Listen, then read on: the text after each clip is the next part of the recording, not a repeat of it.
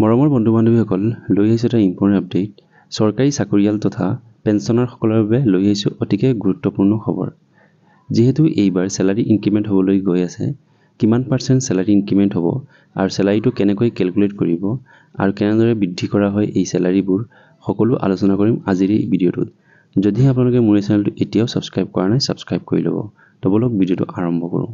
চৰকাৰী চাকৰিয়াল তথা পেঞ্চনাৰসকলৰ প্ৰত্যেক বছৰে জুলাই মাহত চেলাৰী ইনক্ৰিমেণ্ট হয় আৰু এইটো প্ৰভিজন এটা আছে যে there will be a uniform date of annual increment 1st of July every year.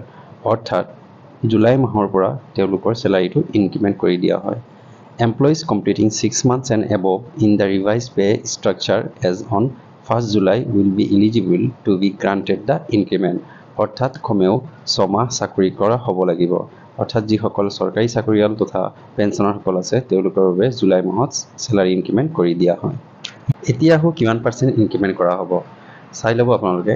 As per rule 9 of the CCS revise pay rules 2008, the rate of increment in the revised pay structure is 3% of the sum of the pay in the pay band arrived grade pay applicable, which is to be rounded off to the next multiple of 10।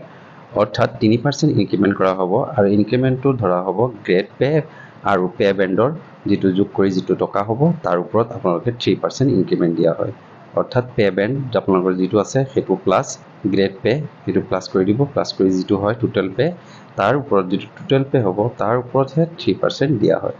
আপোনালোকে যিখন salary slip দেখিছে এইখন হৈছে grade 3। Grade 3 pay band দিয়া হৈছে 16,130 আৰু grade pay দিয়া হৈছে 8,700। এইখিনি যোগ কৰিলে হ'ব 24,830। এতিয়া 24,830ৰ 3% হ'বগৈ 744। অৰ্থাৎ 744 আৰু ইয়াত যিহেতু কৈ দিছে যে মাল্টিপল অফ 10 নিয়াৰেষ্ট, তেন্তে ইয়াত হৈ যাব 744 ৰাউণ্ড ফিগাৰ কৰিব হ'লে 750। অৰ্থাৎ 750 টকা এইবাৰ জুলাই মাহৰ পৰা চেলাৰী ইনক্ৰিমেণ্ট হ'ব। এইটো হৈছে গ্ৰেড 3।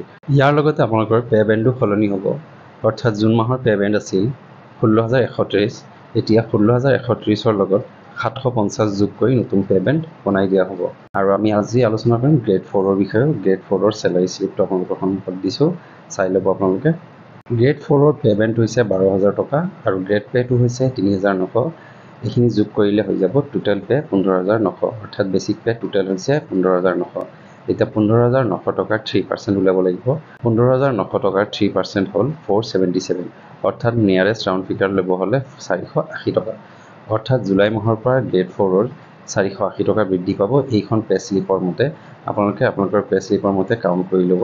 জুন মাহৰ যিহেতু পে বেণ্ড আছিল 12,000 টকা, ইয়াৰ লগত আপোনালোকৰ জুলাই মাহৰ পৰা 480 টকা পে বেণ্ডত যোগ হৈ যাব। অৰ্থাৎ 12,000 টকাৰ লগত 480 টকা প্লাছ কৰি নতুন পে বেণ্ড আপোনালোকৰ হৈ যাব জুলাই মাহৰ পৰা। তো আজিৰ ভিডিঅ'টো আছিল ইমানেই।